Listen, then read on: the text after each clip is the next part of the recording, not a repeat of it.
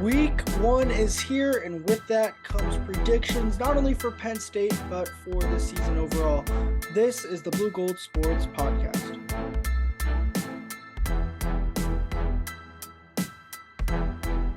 What's up, everybody? Wesley, Shoemaker, Patrick Reneau, back with you today with another exciting episode of the Blue Gold Sports Podcast. Football is back. Football is back. Scream it from the top of your lungs. Football is back. And with that comes West Virginia's Week 1 trip to Penn State. A lot to get into today. Let's first start off with just how you're feeling generally about this weekend here, Patrick.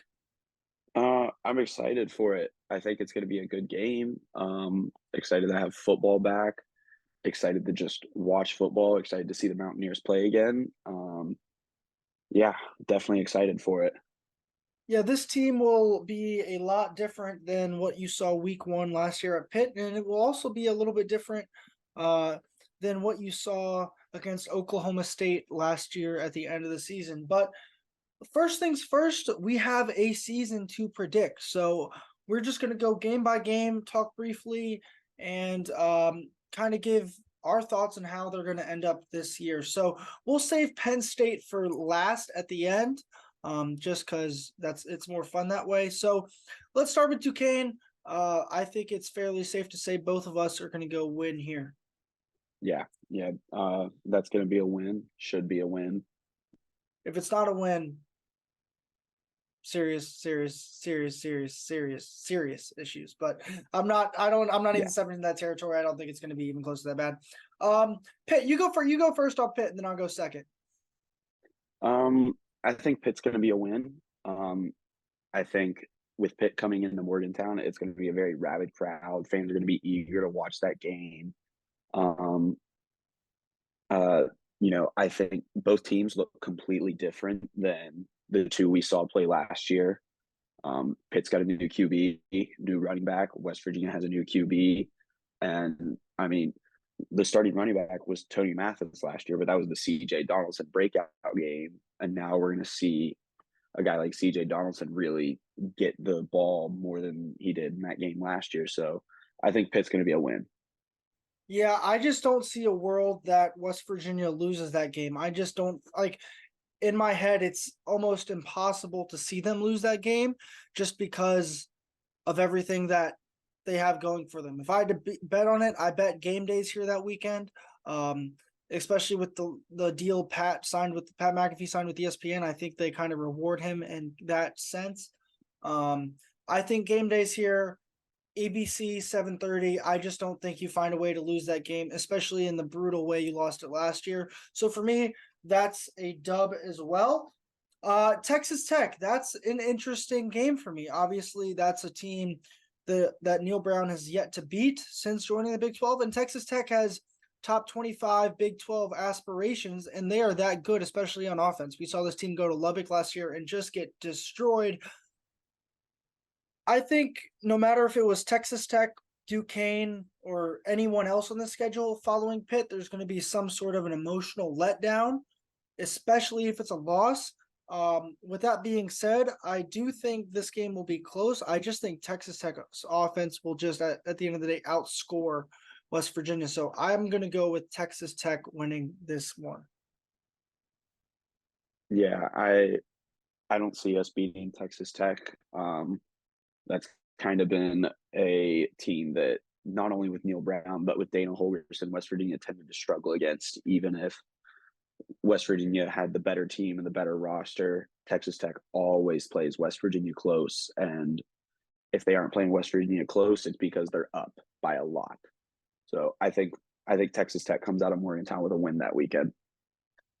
Moving on, TCU. Not a ton to say about the Horned Frogs other than that they were in the national championship game. However, that team and this team, I think, will be very, very, very different. Obviously, no Max Duggan. Lost a lot, I feel like, on defense. You're going to Fort Worth end of September to end what is a brutal first month of the year if you're the Mountaineers. You go first here with your prediction, and I'll follow you up. I think West Virginia is going to be able to squeak out of Fort Worth with a win that game. I think it's going to be a very close game. I see it coming down to a game-winning field goal, a game-winning drive, a game-winning stop. It's going to come down to a game-winning play on the final drive of the game, and I think West Virginia is able to squeak out of Fort Worth with a win. I think I think they lose this game. I don't know. I just feel like that's a lot of football against a lot of quality teams in a short amount of time. Um, and I just think going on the road to that environment will be tough. That's your first road game that you have since the first opening week at Pitt. Um, so to me, I just don't see a way. I just really just don't see them winning that game. I mean, I think they keep it close. I think you're right. I think it's a close game. However, I just think at the end of the day, TCU gets it done. So you're at 3-1, excluding Penn State, excuse me, and I'm at 2-2. Moving on to the month of October, the West Virginia former coach of the 2010 Bowl, when the Mountaineers go to Houston on a Thursday night game. So that will be interesting. It's one of those things where I kind of hate it for West Virginia that they have to play on a Thursday. This is twice in the last 2 years they've gotten hit with that. You're going to get a bye week, but then you have a short bye week because then you have to play on a Thursday the following week after the bye week, which I think is then what's the point of having the bye week? But that's whatever. They did that with Baylor this past year at home. This time they're going to the state of Texas, going to new Big 12 team Houston. I think Houston is the worst team in this league. I think West Virginia wins it. No matter what the Dana storyline is, no matter what anything else has to do with it between head coach versus head coach, I just think West Virginia finds a way to win that game. And just as I said with Pitt, Neil Brown is not going to lose to the dude who was here before him. Yeah, I don't see West Virginia leaving Houston without a win that weekend or that week. I don't think Houston is going to be a very good football team this year. Uh, they didn't really improve much from last year, and now you're coming into a tougher conference, tougher schedule, uh, tougher teams playing against better players. I don't see Houston winning that game. I see West Virginia winning that game. Moving on. Homecoming, your first home game in literally a month. This schedule is so weird once you get into it. 3 home games kind of off the bat, and you don't play at home again until late October. Either way, Oklahoma State. That's a team you went on the road and beat in a monsoon at the end of last year. And you did it with both Garrett and Nico. And although Oklahoma State really wasn't playing for anything at the end of the year, and they had some injuries and they were beat up, that was a good team for a majority of the year last year. They were ranked inside the top 15, maybe even in the top 10. I think so. That's going to be a good game. Homecoming's always fun, always brings joy, and I think on a little bit of a longer rest from the Houston game, good vibes going back home. I think they get it done against the Cowboys. I see the Cowboys winning this game. I think Mike Gundy comes in and outcoaches Neil Brown in that game. Just he brings his experience to the table, and I think he outcoaches Neil Brown to give Oklahoma State the win in that game. Pivoting now, UCF going down to the bounce house of the 2017 national champions. Playing UCF, they're an interesting team to me. They have talent. They are new to the Big 12, and so I kind of want to see how their talent and history compares. For me, it's going to be 2 similarly styled quarterbacks with John Reese Plumlee and probably Garrett Green playing against each other. 2 dual threat guys, baseball backgrounds, and I really want to go with the Mountaineers. I just think that's going to be a really tough place to play. I could so see this game being like a FS1 7:30 kick type game, and I just think that place would be rocking and it would be a tough environment. And I'm not going to say UCF's not going to be a good team because I think they have the ability to finish in the top half of this league. So I'm going to go with UCF. I think just that's a hard way to end the month is going to that place. Going to that place, first time in Florida. weather's going to be quite different in Morgantown and then in Florida at that point in late October. So I'm going to go with UCF. Yeah, I'm gonna have to take UCF in this game too. The bounce house is gonna be just an electric environment whenever that game is played, whether it's noon, 4:30, 3:30, 7:30, 8 o'clock. You're going to have an environment that um, is going to be probably the craziest they will have been in since the Pitt game and the Penn State game at the very beginning of the season. So, and then you take the weather in. So I'm going to take UCF in that game. Turning the calendar to November, you get four teams, 4 games, 2 at home, 2 on the road. And it's your most consistent home road back and forth of the year. It all starts with BYU coming to town on November 4th. That is a long trip for the boys from Utah. And I don't know. I just have a feeling that somehow West Virginia finds a way to win. I don't really know why. My brain's just telling me the Mountaineers are going to somehow beat BYU in that game. Yeah, I see the Mountaineers beating BYU. Um, and same thing here, just my head. I keep thinking back to that BYU game 6, 7 years ago, Skylar Howard versus Taysom Hill, and You want to talk about late night football? That was late night football. Oh oh wait, no, yeah, you're talking about the one. I'm thinking of a different game. You're talking about the one at FedEx. I was there. That yeah, was a fun game. That was a fun game. That was a fun game. yeah. You're thinking of the Arizona I'm State thinking of the game. Arizona State game because it was out west and everything with BYU makes me think west. No, you're right. Yeah, Yeah, that was the game at FedEx where they got the interception at the goal line late and yeah. yeah, Yep. Go ahead. Keep going. yeah. I just keep thinking back to that game where they just kind of found a way to come out of there with a win. I think they're going to do the same thing in Morgantown in November. Let's hope. Let's hope because it does not get any easier 7 days after that when you have to travel to Norman, a place that has haunted this team. Last trip to Norman was in 21, and you lost a 3-point game where you had every opportunity to win. I think Oklahoma is going to be one of the 3 best teams in the Big 12 this year. I just don't really see a way you go into that place and win, especially if you're teetering around 5, 6 wins at that point. Um, and they're teetering as to be in the conversation for the Big 12 title game and possibly a college football playoff spot. They're going to be at home. They're going to have their crowd behind them, and they're going to get the win. Yeah, I don't see the Mountaineers coming out of Norman with the win. That place has haunted them forever, like you said, whether it's snaps over the head or just getting blown out. It just Norman has never worked in the favor of the Mountaineers, and I don't see it being any different this year. 2 games to go. Cincinnati, your new, what they're going to try and make your collegiate Big 12 rivalry, regional rivalry, whatever you want to call it. Bearcats coming into Morgantown. Senior day, last home game of the year.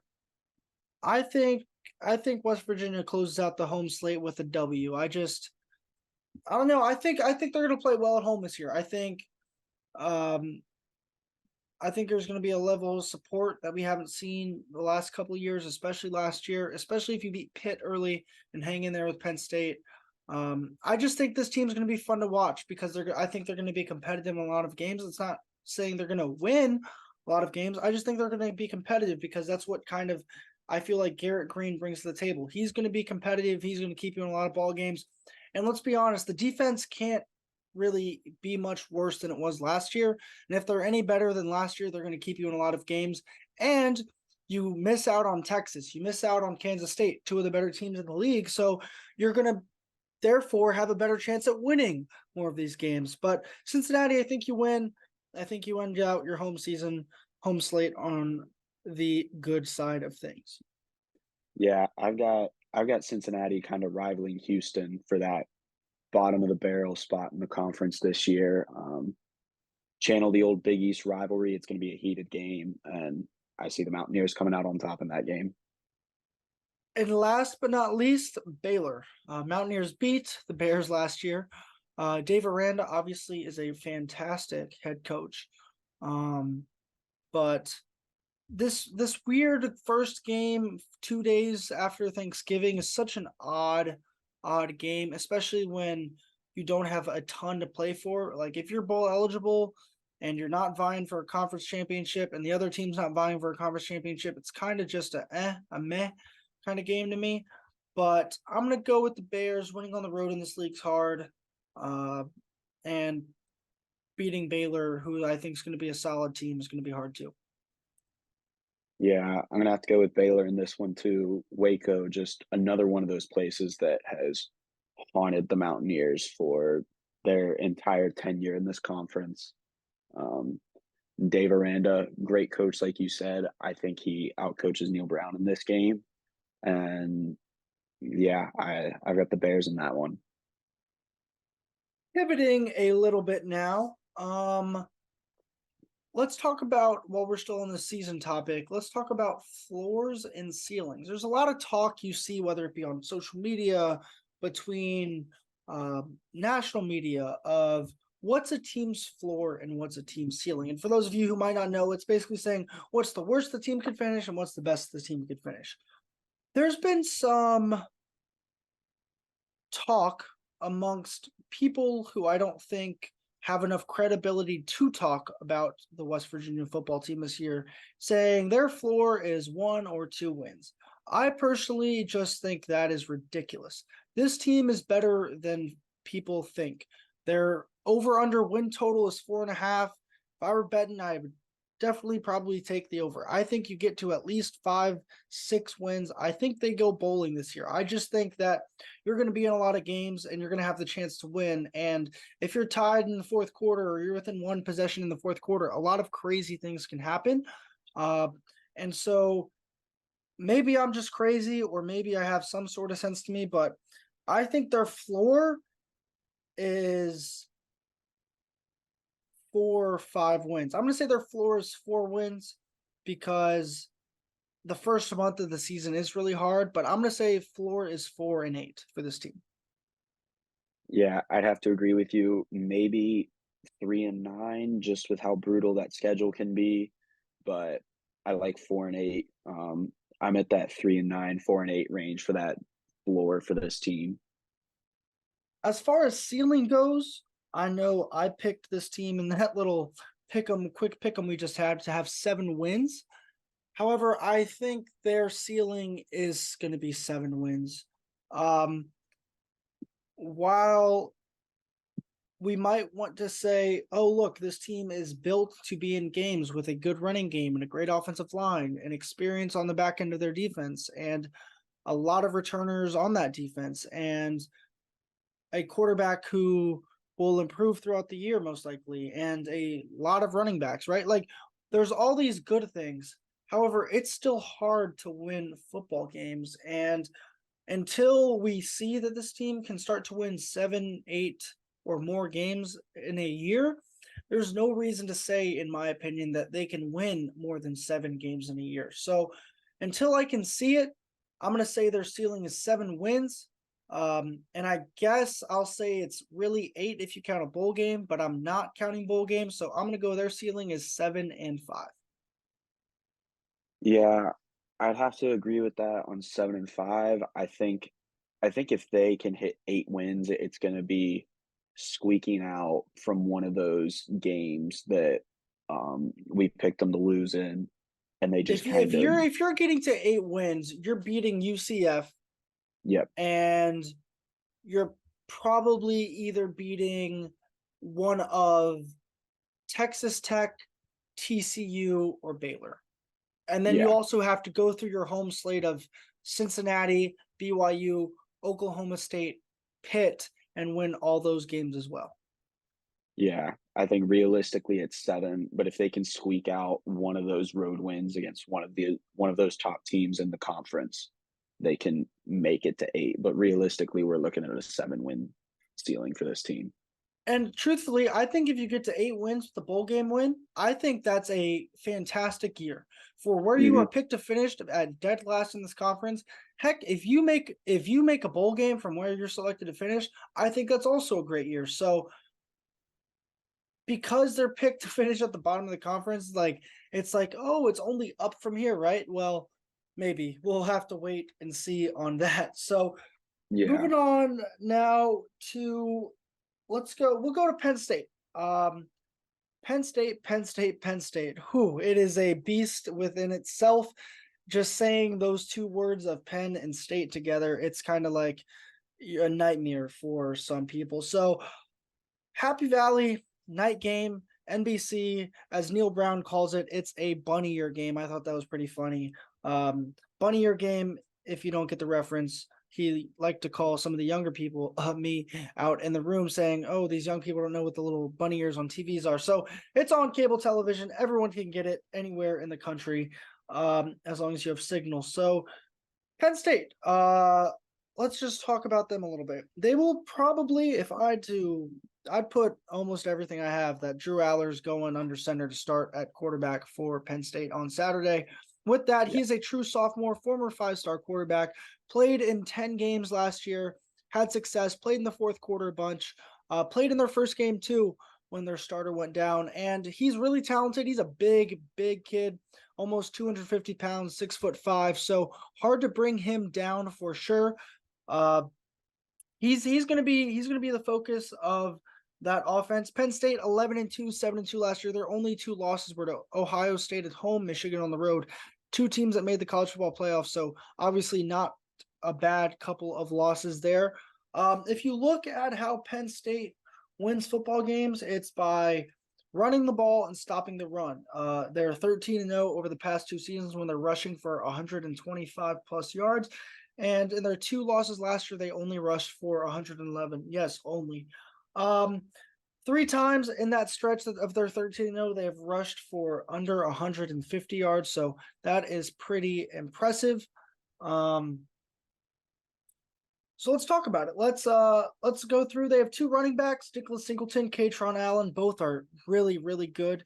And then their defense is legit as it gets. So just your overall thoughts on Penn State and what you think they bring to the table here, Patrick. I think Penn State they've got the potential to make the playoff. They've got the potential to be a team that you see go 12-0 and beat Ohio State and beat Michigan.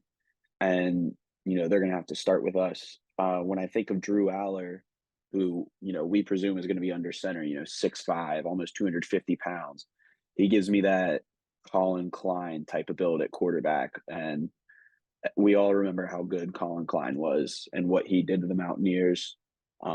At the running back, you've got a transfer at the running back from Minnesota who, we saw how he performed behind that Minnesota O-line. And he's going to be the third string running back. Yeah. Yeah. So that is a team full of depth. That is a team full of talent. And that is a team full of size. And it's going to be a tough game for the Mountaineers. Couple of names to keep out there. Olu Fashanu at left tackle. He's going to be probably a top 15 pick in this year's draft. Kalen King, the quarterback. They lose Joey Porter Jr. You think they can't replace him? Well, they just did with another NFL body. Abdul Carter at the linebacker position. Led the team in sacks last year. And then Chop Robinson, who caused havoc on the Mountaineers at Maryland. He's back, this time with Penn State, and to cause more chaos. So that offensive line is going to sure have their hands full. However, I think if there's any group you want to have their hands full in this team, it is that O-line with their experience. Yeah. Yeah, definitely. That's an O-line that they've been together for. This will be their third year together now, all of them. For the most part between them, yep. Yeah. Because you've had Frazier there since 2020. So this will be the third year of Nestor, Milam, and Frazier all together. Yeah. Yeah, so that's a group that they've been together, they've worked together, they all know each other very well. Yeah, if you want anybody to have their hands full, especially with a team like that and a line like that, you want it to be that offensive line group. Let's talk about the venue a little bit. Obviously, it's kind of as close to a whiteout as you can get. They're having their helmet stripe game, meaning there's going to be the sections along the 50-yard line are going to be in blue, and everyone else is going to be in white. Penn State is 24-5 at home from 2018 to 2022. That is excluding the COVID year when there were no fans.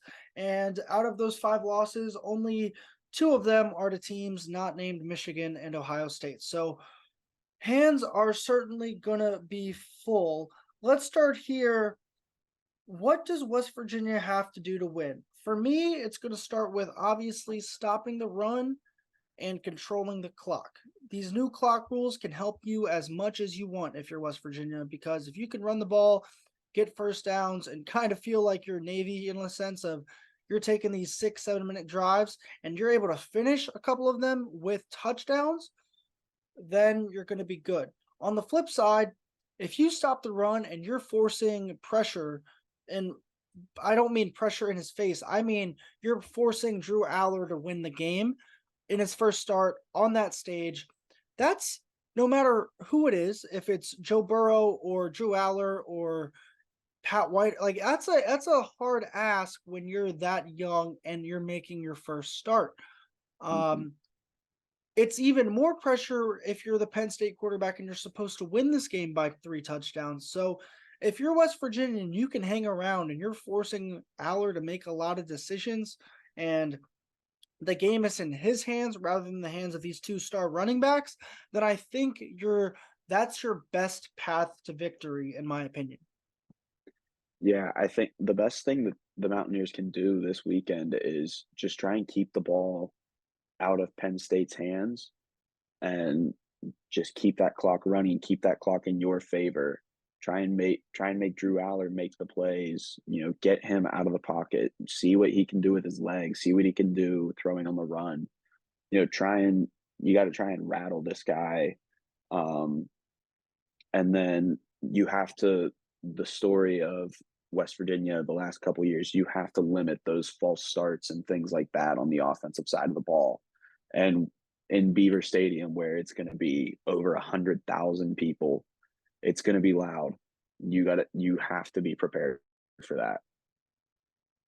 For what it's worth, on Monday when we had our interviews, they were playing Mo Bamba from the speakers from the indoor practice facility. And for those of you who don't know, just go on YouTube and look up Michigan Penn State whiteout, and you will understand the context to that joke. But anyways, for me, it's like this. It's if you're West Virginia, you aren't expected to win this game, but at the same time, you're almost in a spot with Neil Brown that if you don't win, like there's even more question marks surrounding the program and surrounding the future of it. So you're kind of in a lose-lose situation there. But one could argue, and we'll talk about this now, is that you're a 3 touchdown underdog in week 1 of the season against the number 7 team in the country who has not only college football playoff aspirations, but national championship aspirations. This is supposed to be the best team they've had in years. They're supposed to have the quarterback now. They have the defense, obviously. They have the skilled players around the quarterback. Um, so if you're West Virginia, you're really not supposed to compete with these guys.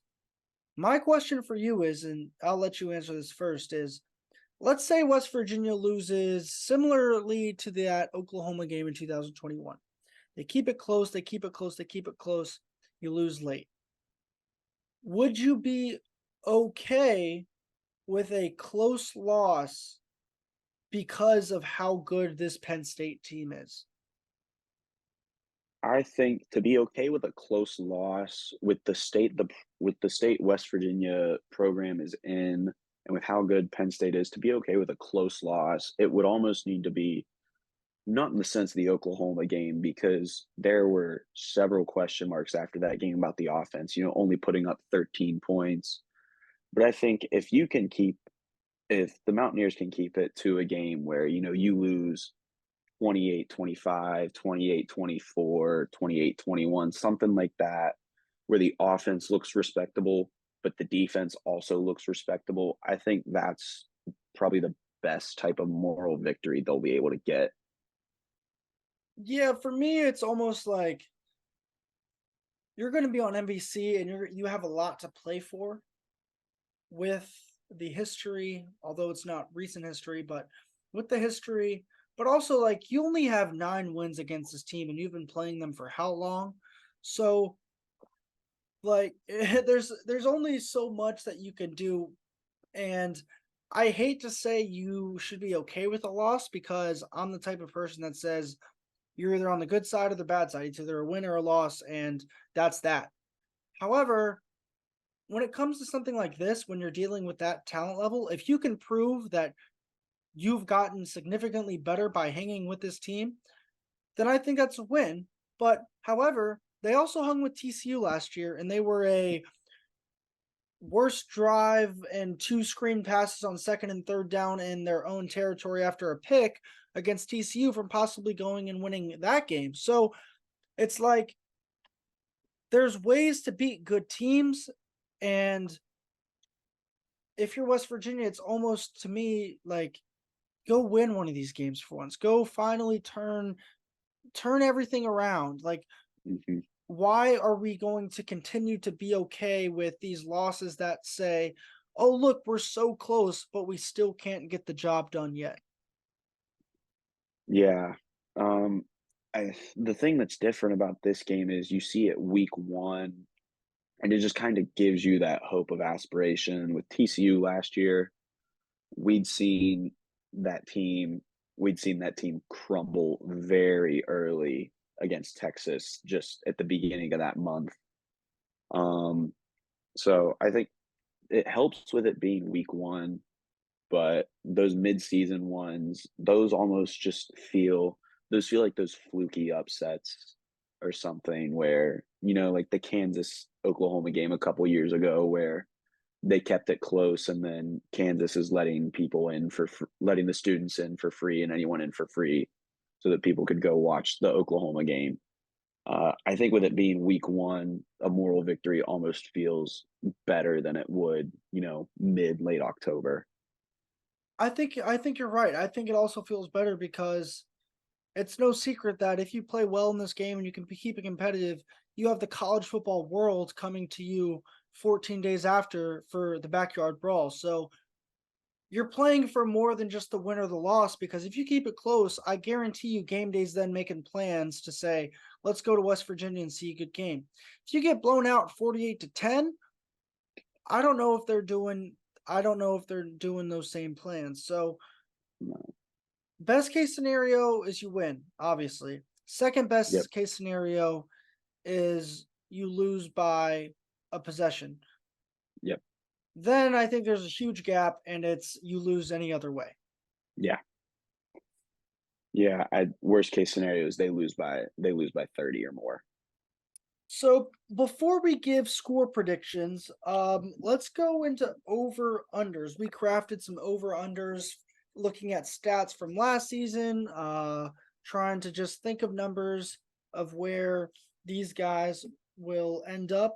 So let's start here. Let's start on the defensive end. The one defensive over under we have. West Virginia got 4 interceptions last year. We'll go over under 4.5 interceptions. I'll start here over, right? Like it almost seems like a slam dunk. Like it has to be over in a sense. Like there's no way you're gonna only get 4 interceptions again, right? Like the way we hear about Aubrey Burks and how everyone around him has taken a step up and how he's such a leader and how this defense has gotten so much better, back to fundamentals. They're putting guys in better positions. Like I almost think it'd be it'd be sort of malpractice to only get 4 interceptions this season. Yeah, I don't see a world where West Virginia finishes the season with less than 4 interceptions. You've got guys in the locker room calling Aubrey Burks the best ball hawk on the team, one of the best ball hawks they've seen. You've got media outlets across the country saying Aubrey Burks is one of the best returning safeties in the conference, in the country. PFF, one of the highest graded from last year. I just don't see a world, especially with the way they talk about how this defense has improved, that they don't finish with more than 4 interceptions this year. Yeah, I fully agree. Um, let's go here. This is going to be an interesting one. Over under 1.5 quarterbacks to start a game. Last year you had two. Uh, what do you think we're going to end up at here this year? I wanna say we're gonna stick with one, but just who knows how this season's going to go, whether it's injury, bad play. I want to sit at one. I think we're going to stick with Garrett Green the whole year, or Nico, whoever we end up throwing in there. I think it's going to be over. I just think with the mobility factor of whoever starts, that there's going to be an injury, or it's going to get to a point where if you lose two in a row, it's going to be like, all right, let's see what the other guys got. I think it's going to be over. I think both quarterbacks are going to start at some point this year. Let's go to a little more fun one. CJ Donaldson over under 1,000 rush yards. Do you think he breaks that 1,000-yard mark? I think CJ Donaldson's going to come very close to it, but with the running back room, um, and especially CJ coming off that injury, I think they're going to try and almost limit him. Not as much as people think he's going to be limited, but I don't think CJ is going to be a 20 plus carry a game back, especially when you've got Jalen Anderson, all the other guys sitting there with him. I think CJ hits about the 900 mark. I don't know if he's going to crack 1,000. I'm on the exact same page as you. I think it's under. I think you have three running backs right now. You're going to have four with Jaheim White when he gets going, and there's only so many touches to go around. So I think 1,000 yards is a bit of a stretch. And I agree with you. I don't think they're going to try and limit him. I just think they're going to be mindful of his carries.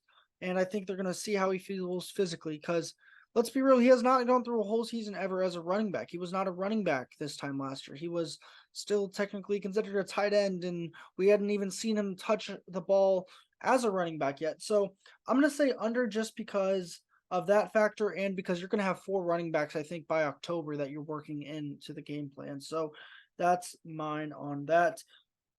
Over under 2,000 passing yards for the starting quarterback on Saturday. Whoever gets to start, whether it be Garrett or Nico, my guess is Garrett, your guess is Garrett. I'm going to say 2,000.